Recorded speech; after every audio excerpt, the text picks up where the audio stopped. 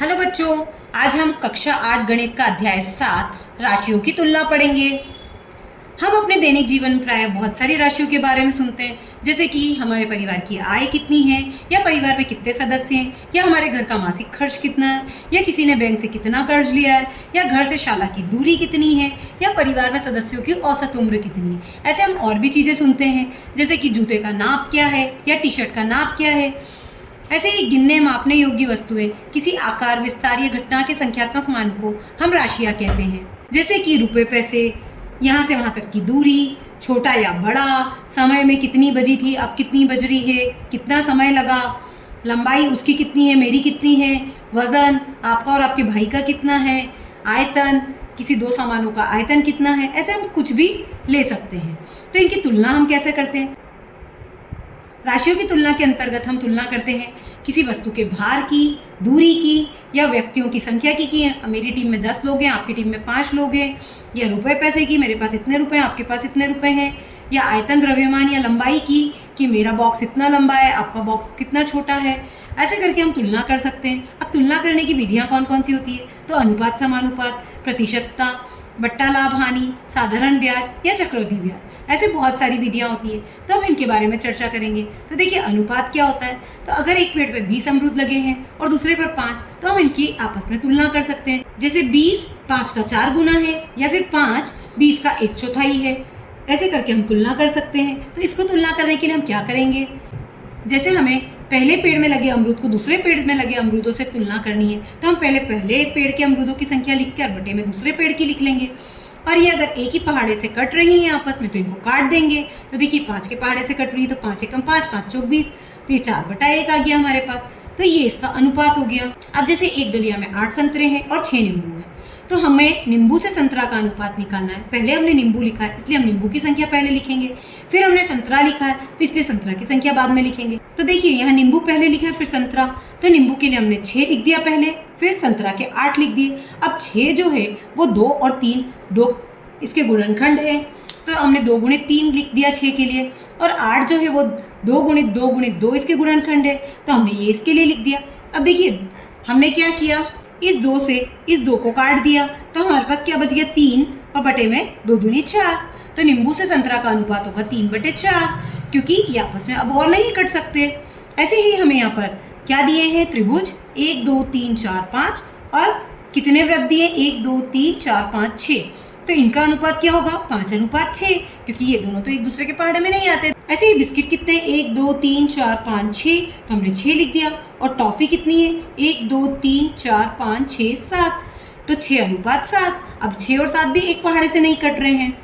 ऐसे ही बॉल कितनी है, 1 2 3 4 5 6, और बैट कितने हैं, 1 2 3, तो इसका हो गया 6:3। लेकिन देखिए, 3 के पहाड़े में 6 आता है, तो 3 एकम 3, 3 दूनी 6, तो ये 2:1 इसका अनुपात हो गया।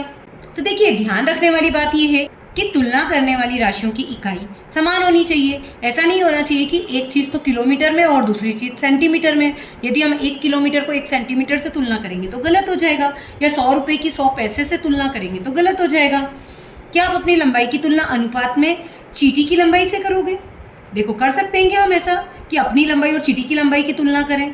ऐसा नहीं कर सकते ना। हम अपनी मित्र या सहेली की लंबाई से करेंगे, तुलना करेंगे। तो क्या हम एक बोरे गेहूं की तुलना एक चिप्स के पैकेट से कर सकते हैं? तो नहीं, ये भी नहीं कर सकते हैं। एक बोरी गेहूं तो बहुत ज़्यादा होता है और एक चिप्स का पैकेट तो छोटा सा होता है।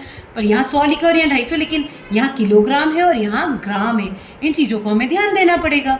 तो हमें एक जैसी इकाई चाहिए, या तो यहाँ किलोग्राम है तो यहाँ भी किलोग्राम होना चाहिए, या यहाँ ग्राम है तो यहाँ पर भी ग्राम होना चाहिए। उपरोक्त सभी बातों पर विचार कर अपने साथियों के साथ चर्चा करें। ध्यान रखें कि तुलना करने में राशियों की इकाइयाँ समान होनी चाहिए। अब बट्टा क्या होता है? जैसे आप कभी किसी दुकान पर जाते हो, तो दुकानदार आपको कोई रेट बताता है कि ये टी शर्ट जो है ये 200 रुपये का है, लेकिन मैं आपको छूट में 20% की छूट दे दूंगा, तो आपको कितने रुपए में वो पड़ जाएगा। तो ये जो छूट होती है ना बेटा, वही बट्टा होती है। तो छूट को हम बट्टा कहते हैं। अब इसके लिए हम सूत्र क्या निकाल सकते हैं? तो जैसे बट्टा जो होता है, जो उस पर अंकित मूल्य है, जैसे हमने बताया टी शर्ट पे 200 रुपये अंकित है, और उसने बेचा कितने रुपए में, 20% की छूट दे दी, मतलब 40 रुपये कम कर दिए, 160 में बेचा, तो ये जो माइनस किया हमने वो बट्टा कहलाएगा 40 रुपये। जैसे एक और उदाहरण देखते हैं। अगर 500 रुपये अंकित मूल्य वाली कोई वस्तु है, उसको 450 रुपये में बेचा जाता है, तो अंकित मूल्य कितना हो गया 500, और बेचा कितने में 450, तो बट्टा कितने रुपए का मिल गया 50 रुपये का। ऐसे ही हम बट्टा प्रतिशत का सूत्र भी देख सकते हैं, बट्टा गुणित 100 बटे अंकित मूल्य। तो जैसे बट्टा मिला हमें 50 रुपये, अंकित मूल्य था 500 रुपये, और गुणा में 100। अब इसको हम सॉल्व करके देख लेंगे, 2 जीरो से 2 जीरो काट दिए, 5 से 5 काट दिया, तो 10% का बट्टा आ गया। अब ऐसे ही हम प्रतिशत का आकलन भी कर सकते हैं। जैसे हमने कई बार सुना है कि एग्जाम में मेरे तो 90% बने हैं, या 90% बने हैं, या मेरी फ्रेंड बोलती है कि मेरे तो 85% बने हैं। तो ये प्रतिशत और परसेंटेज एक ही शब्द है, एक इंग्लिश में और एक हिंदी में है। तो ये जो प्रतिशत है, ये हमने ऐसे भी सुना है कि चुनाव में वोट पड़ने का प्रतिशत क्या था, या अभी ब्याज दर का प्रतिशत क्या हो गया, कम हो गया या ज़्यादा हो गया है। तो हम प्रतिशत को हमारी डेली लाइफ में भी बहुत जगह सुनते हैं। अब प्रतिशत का अर्थ क्या होता है, 100वां हिस्सा, किसी भी नंबर का 100वां हिस्सा। जैसे कि हमने यहाँ लिख दिया 5%, तो ये 5/100 मतलब 5 का 100वां हिस्सा। अब 100वां हिस्सा मतलब 2 जीरो हैं, तो 5 के 2 संख्या के पहले दशमलव लग गया, 0.05। ऐसे हम इसको हल कर सकते हैं आसानी से, इसको हमको भाग देने की जरूरत नहीं है। 2 जीरो हैं तो 2 संख्या के पहले हमने दशमलव लगा दिया है। ऐसे ही 25% मतलब 25 का 100वां भाग, तो 25/100। अब 25 को अगर हम 100 से काटते हैं तो 1/4, और या फिर जैसे कि हमने बताया था कि 2 जीरो है तो हम सीधे से 2 संख्या के पहले दशमलव लगा सकते हैं। ऐसे ही 360 का 30%, तो 360 में हमें 30/100 करना पड़ेगा, क्योंकि 30% है तो प्रतिशत का निशान हटेगा तो बटे में 100 लगेगा। तो हम 360 में जो 1 जीरो है और 30 में जो 1 जीरो है, इसको हम 100 के दोनों जीरो से इन दोनों जीरो को काट देंगे, तो हमारे पास बचा कितना 36 × 3। इन दोनों का जब गुणा कराएंगे तो हमारे पास आ जाएगा 108। या फिर हम ऐसे भी कर सकते हैं कि पहले गुणा करा के 2 जीरो से 2 जीरो काट दें। हम भिन्न संख्या को प्रतिशत के रूप में लिखना सीखते हैं। अब जैसे सपोज करो 2/3 को प्रतिशत के रूप में लिखना है, तो हम क्या करेंगे, तो देखिए 2/3 में अगर हम 100 का ऊपर और 100 का नीचे गुणा भाग करा देते तो कोई फर्क नहीं पड़ेगा। अब हम जानते हैं कि 1/100 का मतलब क्या होता है, प्रतिशत का चिन्ह। अगर प्रतिशत का चिन्ह हटाते हैं तो हम 1/100 लगाते हैं। तो अब हम यहाँ पर क्या कर रहे हैं, जो 1/100 उसकी जगह प्रतिशत लगा दिया। तो देखिए 2/3 गुणित 100%, अगर हम 100% लगा देते मतलब 100/100 लगा रहे, तो कोई फ़र्क नहीं पड़ा। अब इन दोनों का जब गुणा करेंगे तो कितना आएगा, 200/3%। अब ये जो 200 है इसमें अगर हम 3 का भाग देते हैं तो 3 छंग 18, 20 में से 18 घटाए तो 2, फिर ऊपर से उतारा 0, फिर 3 छंग 18, तो 20 में से 18 घटाए तो 2। अब इसको हम मिक्स फ्रैक्शन या मिश्रित भिन्न में लिख देते हैं, जैसे कि 66, फिर 2 और ये 3। तो इसको ऐसे चक्री चलेगी इसकी, ये ऐसे गोल घुमाकर इसको हमने यहाँ आंसर लिख दिया। तो देखिए ये हमारा आंसर आ गया, और यहाँ पर हम प्रतिशत का चिन्ह लगा देंगे। लाभ हानि, कई बार हम अपने दैनिक जीवन में लाभ हानि, जैसे हमने मोटरसाइकिल कितने रुपए में खरीदी थी, कितने में बेच दी, या टीवी नई कितने में खरीदी थी, अब पुरानी हो गई तो कितने में बेच दी, ये सब देखते हैं। तो इसमें अगर हम अधिक दाम में खरीदते हैं, कम दाम में बेचते हैं, तो हमें हानि होती है, और अगर हम कम दाम में खरीदते हैं और अधिक दाम में बेचते हैं तो हमें लाभ होता है। अब ऐसे ही ब्याज, जैसे अगर हम कोई टीवी खरीद रहे हैं, उसका हमने उधार ले लिया 20,000 रुपये का, और बैंक से लोन लिया है हमने 2 वर्ष के लिए, तो बैंक वाले हमसे कुछ ब्याज लेते हैं, जैसे 10% वार्षिक ब्याज उनने बोल दिया, तो हमें कितना देना पड़ेगा, 24,000 लौटाने पड़ेंगे बैंक वाले को। देखो कैसे हम समझते हैं, अगर हमने बैंक को 24,000 रुपये चुकाए हैं और 20,000 हमने उधार लिए थे, तो देखिए हमने कितना ब्याज चुकाया, 4,000 रुपये का। अब ब्याज की दर कितनी बताई थी, 10%, और मूलधन कितना है हमारा 20,000, दर कितनी है 10%, समय था 2 वर्ष। तो हमारा साधारण ब्याज का सूत्र क्या होता है, P × R × T/100। तो सिंपल इंटरेस्ट का सूत्र होता है हमारा मूलधन गुणित दर गुणित समय बटे 100। तो अब हमारे पास मूलधन कितना है 20,000, दर कितनी है 10, और समय कितना है 2 वर्ष, और बटे में 100। तो इसको अगर हम हल करेंगे तो देखिए हमारा साधारण ब्याज आ गया 4,000 रुपये। ऐसे करके हम ज्ञात कर सकते हैं। और जो मिश्रधन होता है वो मूलधन और ब्याज दोनों को जोड़ने पर हमें मिलता है। तो मिश्रधन को निकालने के लिए हम जो मूलधन दिया है हमें 20,000 रुपये, और ब्याज जो हमने निकाला है 4,000 रुपये, इन दोनों को आपस में जोड़ देंगे तो हमारा आंसर आ जाएगा 24,000 रुपये। अब जैसे अगर हमें साधारण ब्याज का सूत्र निकालना है तो वो क्या है, I = P × R × T/100। ऐसे ही मिश्रधन का सूत्र क्या हुआ, ए मतलब अमाउंट जो कि मूलधन और ब्याज मिलकर बनता है। तो मूलधन मतलब प्रिंसिपल और ब्याज मतलब इंटरेस्ट। तो इसको अगर हम जोड़ देते हैं मूलधन और ब्याज को, तो हमें मिश्रधन या अमाउंट मिल जाएगा। और I मतलब साधारण ब्याज, P मतलब मूलधन, R मतलब दर प्रतिशत कि कितने प्रतिशत से हमें ब्याज लग रहा है, और T मतलब समय, कितने समय के लिए हमने उधार लिया है। ब्याज का प्रतिशत R बराबर 100 गुणित I बटे P इंटू टी। ऐसा कैसे हुआ?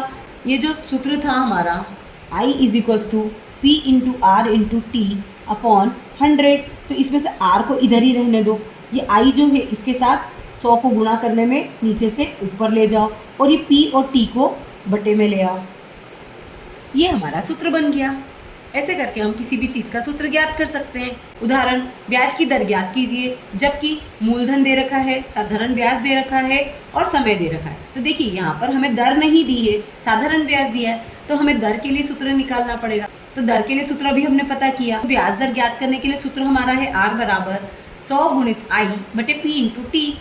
तो हमारे पास 100 तो दे रखा है और I मतलब साधारण ब्याज कितना है 400, और P मतलब प्रिंसिपल या मूलधन वो कितना है 3000, और T मतलब समय 3 वर्ष, तो यहाँ लिख दिया T। अब ये 3 0 इन 3 0 से 3 0 काट दिए तो बचा कितना 4, और नीचे कितना बचा हमारे पास जो था उसमें हमने 3 0 से ऊपर के 3 0 काट दिए 1 2 और 3, तो बचा कितना 40 बटे 9।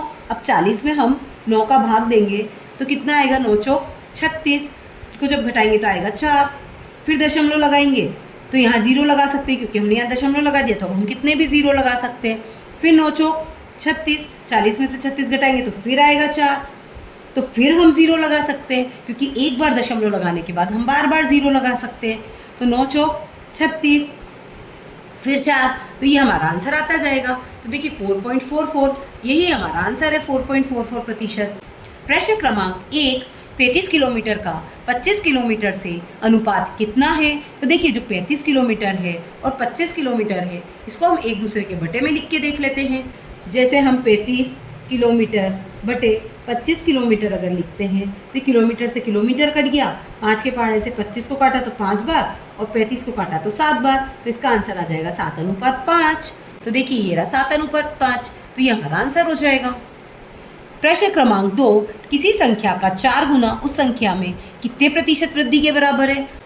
तो देखिए हमने संख्या मान ली कि हमारी संख्या 100 है। अब संख्या का 4 गुना करना है, मतलब 4 का 100 में गुना करेंगे तो कितना आ जाएगा 400। जो संख्या हमने मानी थी 100, उसका अगर 400 जो दे रखा है वो कितना प्रतिशत है ये हमें पता करना है कि जो 100 का 400 है वो कितना प्रतिशत है। तो देखिए 100 से 100 कट गया, x आ गया, x बराबर 400, और 400 में से संख्या हमने मानी थी 100 उसको माइनस कर दिया तो कितना आ जाएगा 300%। प्रश्न क्रमांक 3, यदि किसी संख्या का 15% संख्या 36 है तो वह संख्या क्या है?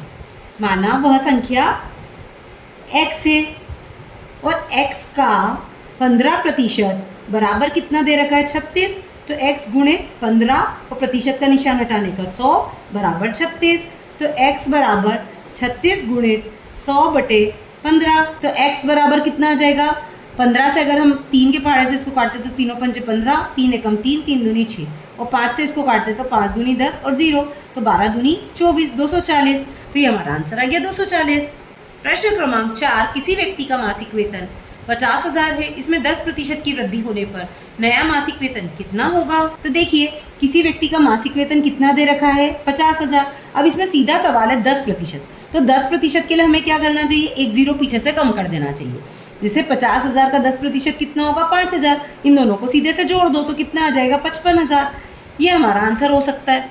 या फिर 50,000 का 10% निकाल सकते हैं, जैसे 50,000 गुणित 10 बटे 100, तो एक 0 से एक 0 कटा, एक 0 से एक 0 फिर भी कट गया, तो आंसर आ गया 10% का 5,000।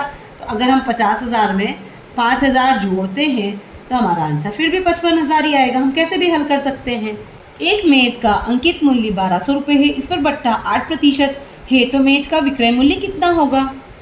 तो देखिए हमारे पास मेज का अंकित मूल्य कितना दिया है 1200 रुपये, और बट्टा प्रतिशत कितना दिया है 8%, और विक्रय मूल्य हमें ज्ञात करना है। तो हम क्या करेंगे, सबसे पहले तो बट्टा निकाल लेंगे कि बट्टा कितने रुपए का मिल रहा है। तो बट्टा बराबर बट्टा प्रतिशत कितना है 8, अंकित मूल्य कितना है 1200, और बटे में कितना 100, तो 2 0 से 2 0 काटे, 12 अंठे 96 रुपये का बट्टा मिल रहा है हमें। प्रश्न क्रमांक 6, एक जैकेट 20% का बट्टा देने के बाद 1120 रुपये में बेची जाती है, तो उसका अंकित मूल्य ज्ञात कीजिए। तो देखिए हमने मान लिया कि इसका अंकित मूल्य कितना है x है, माना अंकित मूल्य x है। तो उसमें 20% कम करने के बाद की कीमत ये है ना 1120 रुपये, तो 20 हम इसमें कम कर देते हैं। पूरा मूल्य कितना होता है 100%, तो 100 में से अगर हमने 20 माइनस कर दिया तो कितना आ जाएगा 80। तो ये हमने ले लिया x का 80%, क्योंकि अंकित मूल्य में से 20% कम करने पर ही ये कीमत मिल रही है हमें। तो x का 80% के बराबर हुआ 1120 रुपये। तो x गुणित 80/100 बराबर 1120। अब हम क्या करेंगे, x बराबर 1120 गुणा 100/80। ये 0 से 0 को काट देंगे और 8 जो है इससे हम 112 को काट देंगे तो हमारे पास आंसर आ जाएगा 1400 रुपये। तो x बराबर 1400 रुपये, ये इसका अंकित मूल्य होगा। प्रश्न क्रमांक 7, यदि रोहन के पास अपने धन का 50% खर्च करने के बाद 800 रुपये बचे तो ज्ञात कीजिए उसके पास शुरू में कितना धन था। तो देखिए मान लेते हैं हम रोहन के पास कुल धन था x रुपये और उसका 50% अगर उसने खर्च कर दिया तो मतलब बचा भी 50% ही है, क्योंकि टोटल होता है 100%। तो x का 50% कितना हो जाएगा 800 रुपये। तो अगर हमको पूरे की कीमत निकालनी है मतलब हम x की कीमत निकाल लेंगे। तो ये जो x का 50% इसको हम 50/100 लिख सकते हैं। अब इसको क्रॉस मल्टीप्लाई कराएंगे तो फिर 800 के साथ कौन चला गया 100, और ये जो 50 है ये नीचे आ गया। तो देखिए 800 गुणित 100/50। अभी 50 का 0 इससे काट दिया और 5 को इससे काटा तो 5 दूनी 10, तो 8 और 2 का गुणा किया तो 16। तो ये आ गया हमारे पास 8 और 2 का गुणा करने पर 1600 रुपये। तो इसकी कीमत होगी 1600 रुपये।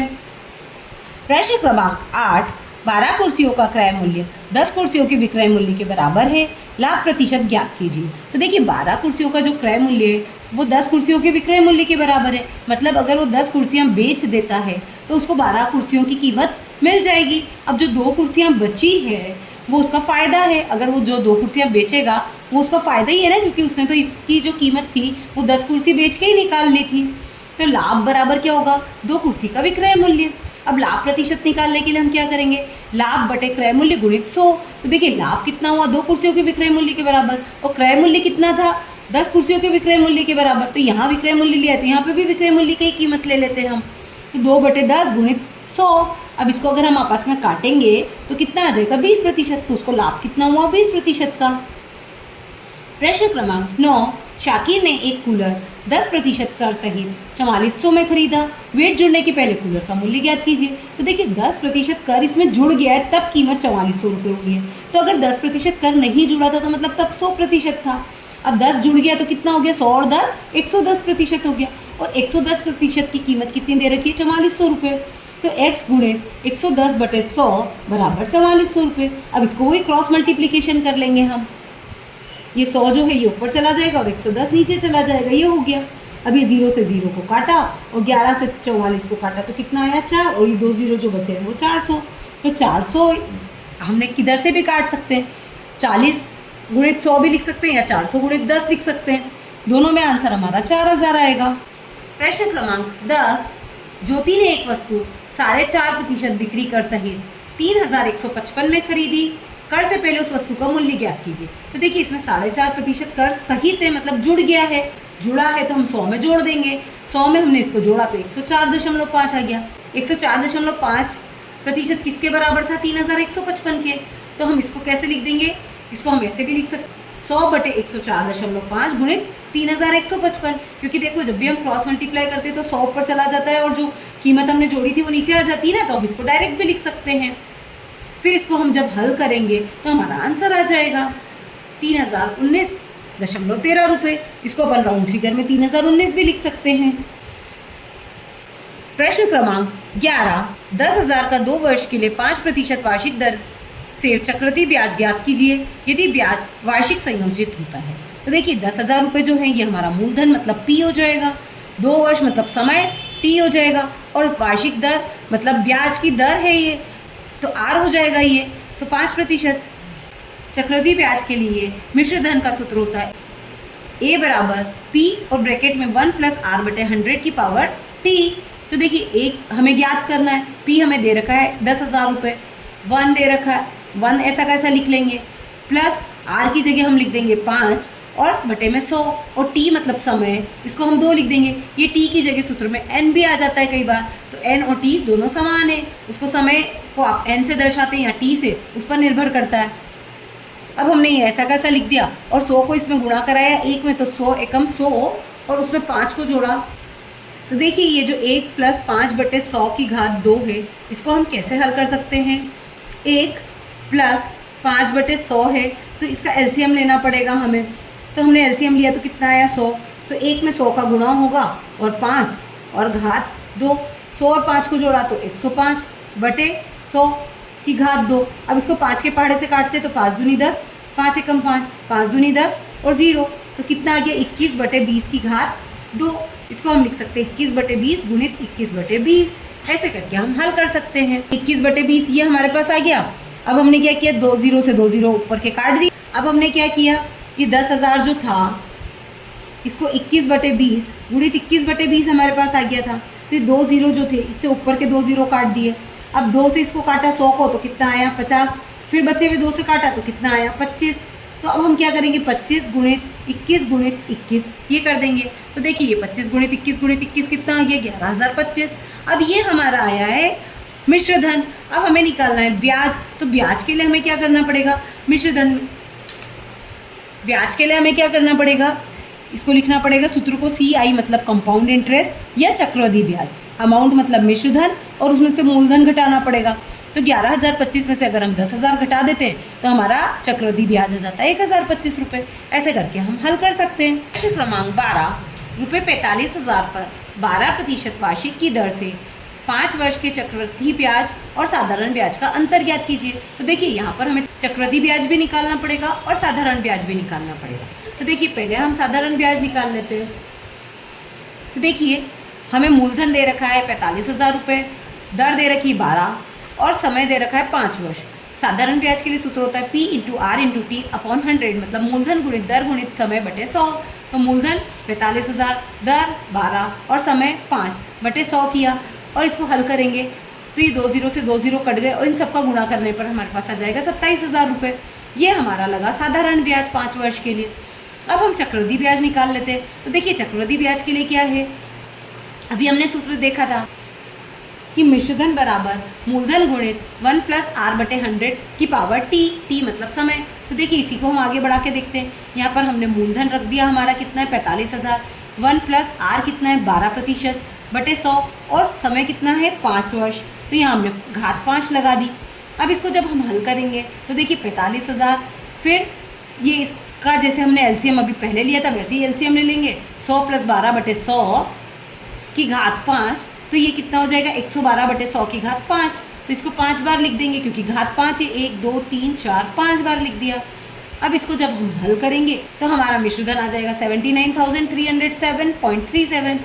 अब हमारे पास मिश्रधन आ गया तो उससे हमको चक्रवृद्धि ब्याज निकालना पड़ेगा। तो चक्रवृद्धि ब्याज निकाल लिया है, मिश्रधन में से मूलधन घटाकर हमारा चक्रवृद्धि ब्याज आ गया है। अब चक्रवृद्धि ब्याज और साधारण ब्याज दोनों हमें प्राप्त हो चुके हैं तो इनका अंतर निकालना है। तो जो चक्रवृद्धि ब्याज है वो ज़्यादा है इसलिए पहले ये लिखेंगे, फिर साधारण ब्याज लिखकर दोनों को माइनस कर देंगे तो हमारे पास इसका अंतर आ जाएगा।